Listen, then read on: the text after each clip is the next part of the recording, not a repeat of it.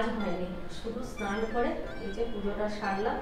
আর ঘুরতে কটা বাজছে দেখবে, 11:15 বেজে গেছে। চিন্টু 1টার সময় খেতে আসবে, এখনো পর্যন্ত কোনো কাজ হয়নি। আজকে 15ই নভেম্বর, আবার আজকে একটা ব্লগ শুরু করছি। আচ্ছা, আমাকে একটা সবার আগে যেটা বলতে হয় সেটা হচ্ছে যে কালকার ব্লগে আমি ডেটটা ভুল করেছি। যেটা হবে 13 নভেম্বর, মানে পরশুকার ভিডিও পোস্ট করেছি, কালকে 14 তারিখ ছিল, তো তারিখটা হবে 13ই নভেম্বর। সেটা আমি সেটা পর করে দিয়েছি। এই মুন্ডুটা একদম গেছে, মুন্ডু আর মুন্ডুতে নেই, কি সব উল্টা পাল্টা ইয়ে করছি, লিখছি। আর চিন্টুর বাবা ওখান থেকে আবার ব্লিঙ্কিট করে দিয়েছিল, এইসব বাজারপত্র সকালে চলে এসছে, কিন্তু বাজারগুলো যে বার করবো তারও সময় পাইনি। ওই ফোন খুলে যদি একবার বসে যাচ্ছি না, ওই কি বললাম সেদিনের নামটা, অনিরুদ্ধ আচার্যর ওই বাণী শুনতে, ওই শুনতে শুনতেই আমার লেট হয়ে যাচ্ছে। কি যে করবো, মানে একটা জিনিস নিয়ে বসলে ওইটাই দেখতে থাকি আমি 4-5 মাস, যতক্ষণ না একঘেয়েমি হবে। শুনতে শুনতে যখন বোর হয়ে যাব তখন আবার ছাড়বো। এই মা, পালং শাকও পাঠায়নি, পালং শাক বলে দিয়েছিলাম চিন্টু বাবাকে। বেগুন পাঠিয়েছে, শসা, এত এত ধনে পাতা, পনির, ডিম, আলু, দুধ।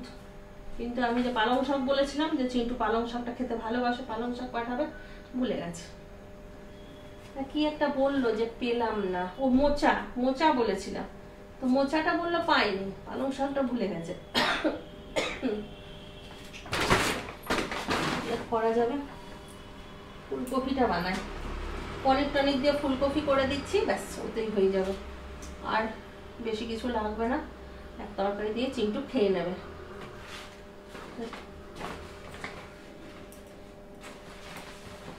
ওই ধনে পাতা খায় না, খুব কম খাই ধনে পাতা, আমার পছন্দ না ধনে পাতাটা। হ্যাঁ, কোনো কোনো জিনিসের মধ্যে না দিলে একদম বাজে লাগে, যেমন বেগুন পোড়া। বেগুন পোড়াতে আমার যেন মনে হয় একটু ধনে পাতাটা দিই, কারণ ধনে পাতা বাটা দিলে ওতে খেতে ভালো লাগে। তাও ধনে পাতাটা বেটে বেগুন পোড়াতে, টমেটো, ধনে পাতা, ওটাতে ভালো লাগে। তারপরে ঘুগনিতে ভালো লাগে, ঘুগনিতেও ধনে পাতা দিলে বেশ ভালো লাগে। ওই কারণে আমার একটুখানি ধনে পাতা লাগে, বাকি আমি কোনো সবজিতে ধনে পাতা পছন্দ করি না। আমি ওই যে অনিরুদ্ধ আচার্যর একটা ইয়ে শুনছিলাম, ওর মধ্যে একজন বলছিল যে এত এত দুধ যে ভগবানকে চাপানো হয়, তো কি দরকার ভগবানকে চাপানো, সেই দুধটা তো কোনো গরিব বাচ্চাকে দিয়ে দিলে বরং তার পেট ভরে।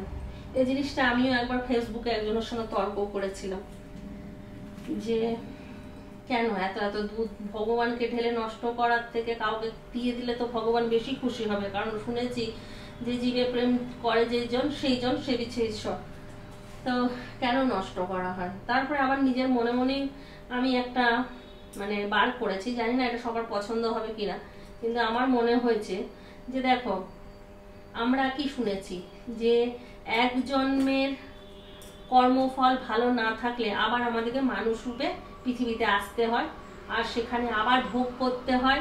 সেই জন্মে যদি আমরা ভালো কাজ না করি, তাহলে পরের জন্মে আবার আমরা একটা মানুষ জন্ম নেব, সেইখানে আবার ভোগ করব। সেই জন্য বলে যে তুমি মানুষ হয়ে ভালো কাজ করো, ভালো ইয়েতে থাকো, কোনোদিন কোনো পাপ কাজ করো না, তাহলে কি হবে, তোমার এই আত্মাটা আর মানুষ জন্ম নেবে না, তুমি ভগবানের সঙ্গে মিশে যাবে। এই জন্যই তো আমাদের মানে আমি যেটা শুনেছি সেটা। তো এই যে ভগবানকে দুধ দেওয়া হয়, গরিব বাচ্চাকে দুধ দেওয়া হয় না, এটা এখন আমার মনে হয় যে একটা বাচ্চা হয়তো দেখছে যে এত এত দুধ ভগবানের উপরে ঢালা হচ্ছে, হয়তো সে দাঁড়িয়ে দাঁড়িয়ে কষ্ট পাচ্ছে যে এই দুধটা একটু আমাকে দিলে ভালো হতো, কিন্তু এটা হচ্ছে হয়তো তার আগের জন্মের কোনো কর্মফল। হয়তো সে এমন একটা পশুকে এত কষ্ট দিয়েছে যে সেই পশুরই অভিশাপ হবে যে একটা দিন এমন আসবে যে তুই এই দুধ খাওয়ার জন্য তুই পুরো তোড়সে যাবি, তোর জিভ দিয়ে লালা পড়বে, অথচ এই দুধ তুই খেতে পারবি না, তাই না? এটা আমার মনে হয়, জানি না সবাই কি ভাববে। এই জন্যই বলা যে মানুষ রূপে যখন আমরা জন্ম নিই, আমাদের যখন জ্ঞান হয়ে যায়, তখন থেকে অন্তত কারো খারাপ কাজ করা উচিত না।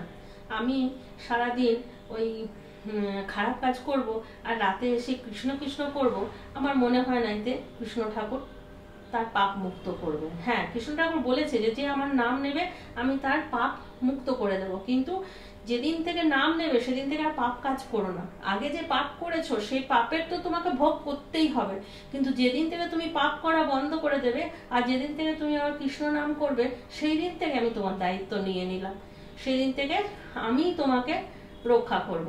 কিন্তু তার আগে যে পাপ কাজ করে এসো তাকে তোমাকে ভোগ করতেই হবে।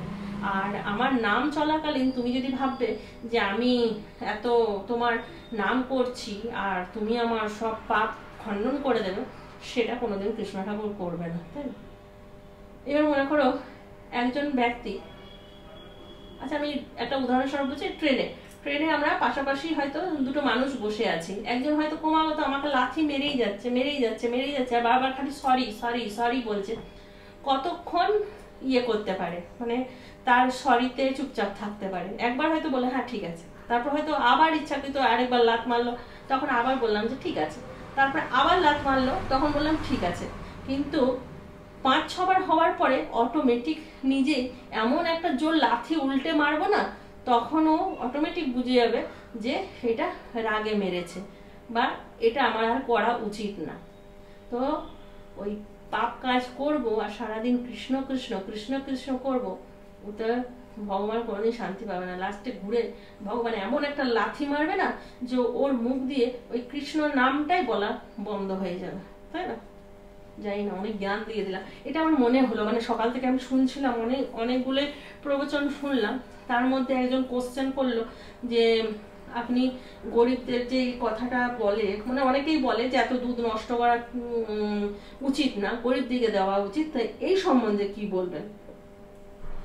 ওইটার জন্যই আমার এটা মনে হলো, তাই না? কারণ সবার কর্মফল, আজকে কেউ গরিব, সে খেতে পাচ্ছে না, পড়তে পারছে না, সেটাও ভগবানের ইচ্ছে।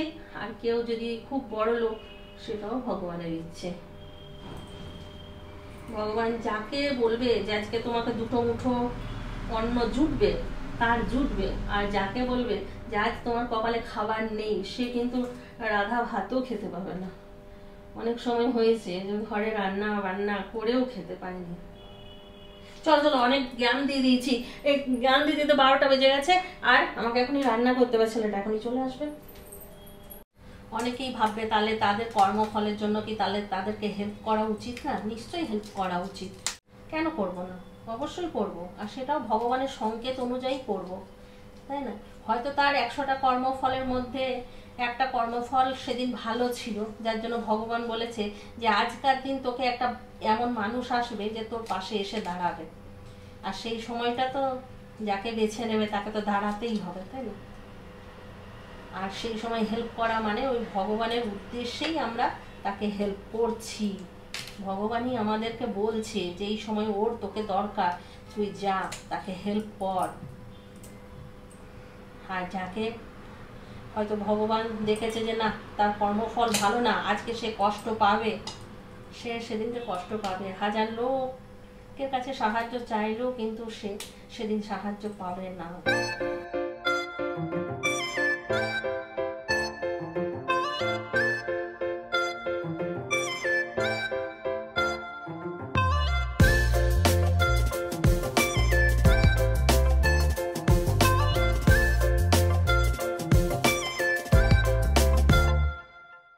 ফুলকপিগুলো একটু ভাপিয়ে নিয়ে ভেজে নিলাম, পনিরগুলোর সাথে ভেজে নিলাম। এবার কড়াইয়ে যে তেলটা আছে ওর মধ্যে একটুখানি দিয়ে দেবো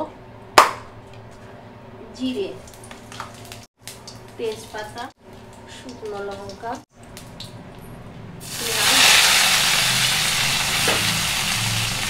পড়ে গেল।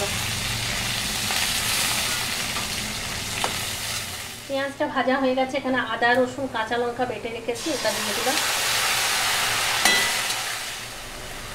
জিরে গুঁড়ো, ধনে গুঁড়ো, হলুদ গুঁড়ো, নুন, চিনি,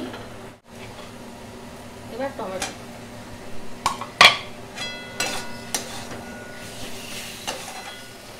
ফুলকপিগুলো দিয়ে দিলাম।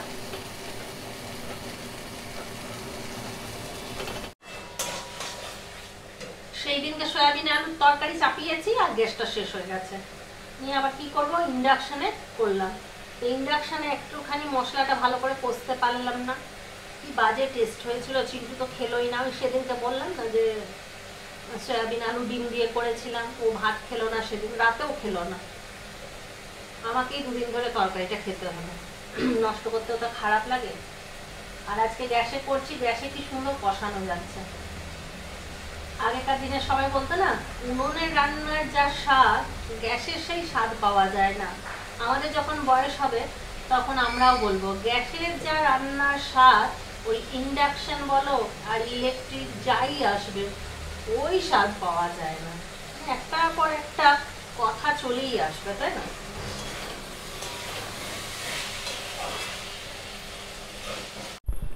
চলে এলো চিন্টু, 5 হয়ে গেল, রান্না এখনো কমপ্লিট হলো না। কোনো অসুবিধা নেই, ধরো আমি দেরি করে যাবো, পরীক্ষা টরীক্ষা হয়নি কিছুই না। মাঝে দিয়ে পরীক্ষা নিয়ে নেবে, পরে নেবে, 3টে অবধি টাইম আছে, 3টের সময় যাবো কলেজে।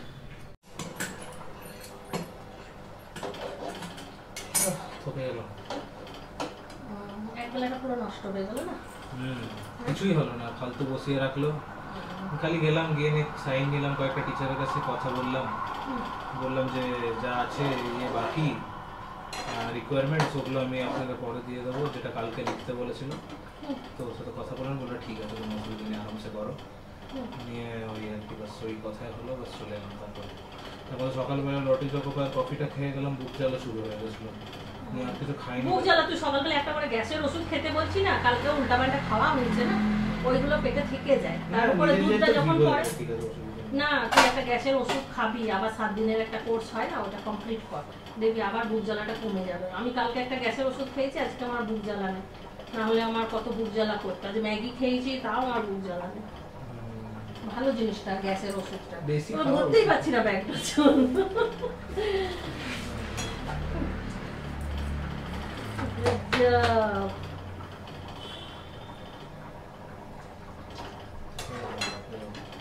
এই ছেলেটা ছোট থেকে অভ্যেস, স্কুলে কি হলো না হলো, টিউশনে কি হলো, ছোট থেকে এসে আমাকে বলা। এখন ও কলেজে উঠে গেছে তাও বলবে। আর রিন্টুর এই স্বভাবটা কিছুতেই না, কিছুতেই না। ও আসবে, আমি ভুলভাল ইনফরমেশন দিই, আমার বুকে জ্বালা করেছে, দুধ আর চকোপাই খেয়ে, যেটা জানে কোনো ফায়দা নেই।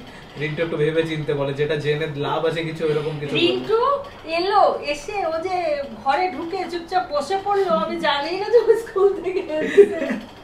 লাস্টে আমি বলি, এই রিন্টু তুই, চিন্টুর বাবা যখন ঢোকে তখন আমি, এই রিন্টু আসেনি?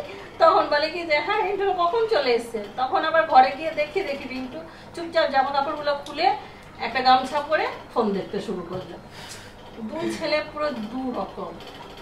রিন্টুর স্কুলে কমপ্লেন আছে যে রিন্টু নাকি মাঝে মধ্যে বদমাইশি করে, এটা কেউ বিশ্বাস করবে? আমার কোনোদিন আসেনি কিন্তু। কিন্তু রিন্টু হতে পারে, কেউ তোমরা বলতে পারবে যে রিন্টু একটা কথা বলবে? স্কুলে বদমাইশি করছে, এখনো ক্লাস 11 উঠে গেল, এখন বদমাইশি চেঁচামেচি করছে। ওই জন্য আমার বাবার ফোন এসে প্রিন্সিপাল স্যারের কাছে, মানে আছে কেউ বিশ্বাস করবে না। প্রিন্সিপাল স্যারকেও যদি আমি ভিডিও দেখিয়ে দিই যে আমার ছেলে একটা কথা বলে না, প্রিন্সিপাল দেখেও বলবে যে সত্যিই তো এই ছেলেটা কি হতে পারে না। ওর গ্রুপটা একটু বাঁদর, তো যদি গ্রুপটা কিছু করে তো ওর নামটাও চলে আসে ওর মধ্যে। জানলা বলতে দেখি তুই গ্রুপটাকে বদনাম করে দিলি। চকোপাই খিদে পেয়েছে আমার। এরা ধোসা খেলো, ওটা তো খেয়ে ওই খেয়েই থেকে যাবে। হ্যাঁ, আর খাবে না কিছু। যেহেতু আমি ঘরে আছি তোকে তো আসতেই হবে। একটা ফুলকপি পনির দিয়ে তরকারি করলাম, একটা সাধারণ জিনিসকে অসাধারণ বানানোর চেষ্টা করলাম, বানানোর চেষ্টা করলাম। এই কথাগুলোই তোর বাবা শোনে আর আমাকে তখন পরে টোন কাটে, মানে কি বলেছো তুমি? আচ্ছা তোর নাইট ডিউটিটা পরের বারে যেটা পড়বে মর্নিংটা, ওটা কি করবে? মানে 8টার থেকে 8টা না 8টার থেকে 8টার থেকে 4টে? তাহলে বাবা ঠিকই বললো, আমি ভুল বলেছি। তাহলে 8টার থেকে 4টে, আমি কালকে না পরশু ব্লগে বলে দিয়েছি না 8টার থেকে 8টা। 8 ঘন্টা এমনি নরমাল জেনারেল শিফট হয় 8 ঘন্টা, নাইট শিফট হলে 12 ঘন্টা। ভাতটা নামিয়ে তুই যা একটু রেস্ট কর।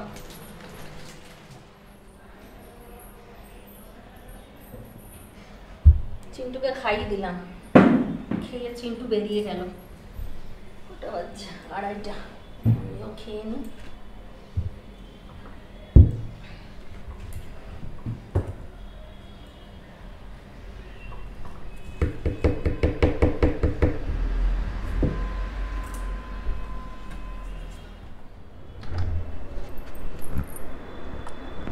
চা খাবে নাকি চিন্টু? চিন্টু বাবা এখনই জেগেছিল, এখনই ঘুমিয়ে যাবে।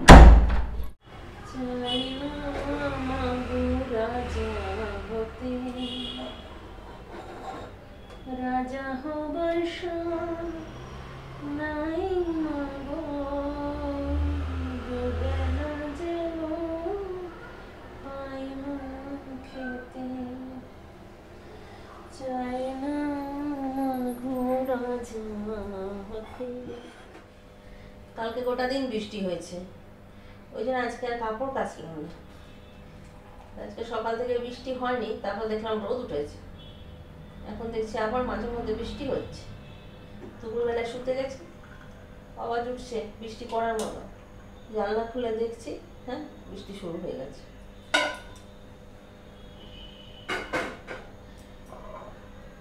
চাটা অনেকটাই হয়ে গেল, তো ভাবলাম চিন্টু যদি খাই একটু দেবো, তো কমিয়ে গেছে। এখন বন্ধুমহলের মেলা, এখন কি সুন্দর সময় মেলা যাচ্ছে।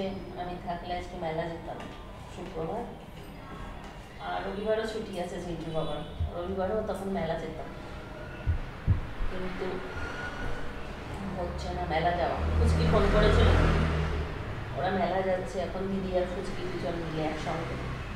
আমি থাকলে 3 বোন একসঙ্গে যেতাম।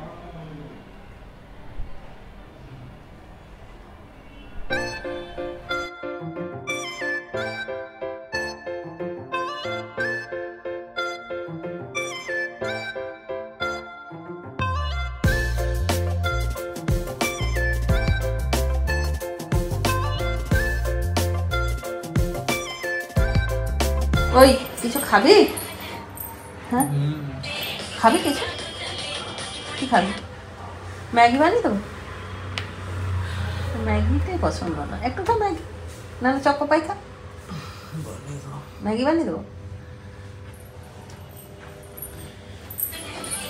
আমি গেলাম জিজ্ঞাসা করতে, আমি ভাবলাম ও হয়তো বলবে কিছু খাবো না, তো বলেছে খাবো, আমাকে এখন ম্যাগি বানাতে হবে। এই যে বিছানা দেখো টান টান করে আমি একদম ঝেড়ে গেলাম, যে একদম বালিশটা নিতে যাব, এইভাবে বালিশটা নিতে রেখে দিলাম, দিয়ে নিয়ে ভাবলাম না শোয়ার আগে অন্তত একবার ছেলেটাকে বলে যায় যে কিছু খাবে কি না, না হলে বলবো মা একটুখানি জিজ্ঞাসা করবে না। ও মা জিজ্ঞাসা করতে গেলাম, ফ্যাসাতে পড়ে গেলাম। একটু ক্যাপসিকাম আর একটু পেঁয়াজ দিয়ে ম্যাগিটা বানিয়ে দিলাম। আমিও একটু চানাচুর মুড়ি খেলাম, চিন্টু বাবার সঙ্গে কথা বলছিলাম, আর চিন্টুর বাবা রিন্টু সুজি খাচ্ছিল, তাই আমিও চা খেতে খেতে ভাবলাম একটুখানি চানাচুর মুড়ি মাখি। চানাচুর মুড়ি মাখলাম, খেলাম, আর ওদের সঙ্গে গল্প করলাম। না বেটা দিদি গরম আছে, চলো দিয়ে দিলাম ওকে। এবার নিশ্চিন্তি 10:30 11টা পর্যন্ত, এখন আর কেউ খাবে না, আমিও একটুখানি শোবো, শুয়ে শুয়ে ফোন দেখবো।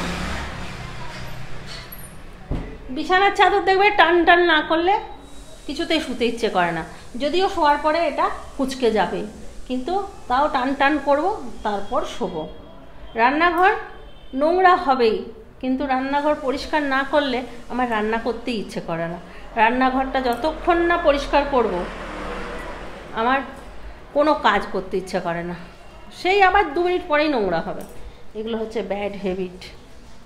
চলো আজকাল ব্লগটা এখানেই শেষ করি, কারণ রাতে কোনো রান্না বান্না নেই আর দেখানোর মতন কিচ্ছু নেই। ফুলকপি আলুর তরকারি আছে, ভাত আছে, চিন্টু এখনই ম্যাগি খাচ্ছে, জানি না আদৌ পরে খাবে কি না, একটু দেরি করেই খাবো।